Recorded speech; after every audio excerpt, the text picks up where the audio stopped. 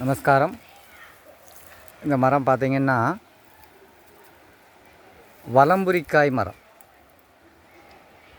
வலம்புரிக்காய், இடம்புரிக்காய்னு மருத்துவத்தில் வரும்.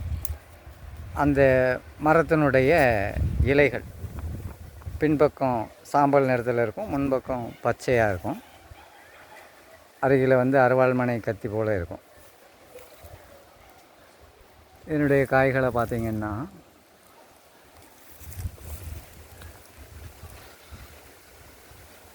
பார்த்தீங்களா, இதான் வலம்புரிக்காய்.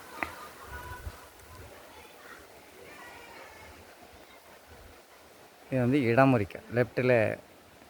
லெஃப்ட்டில் புரிய வரைஞ்சி பார்த்தீங்கன்னா இது இடமுறிக்காய். இது வலம்புரிக்காய் மரம்.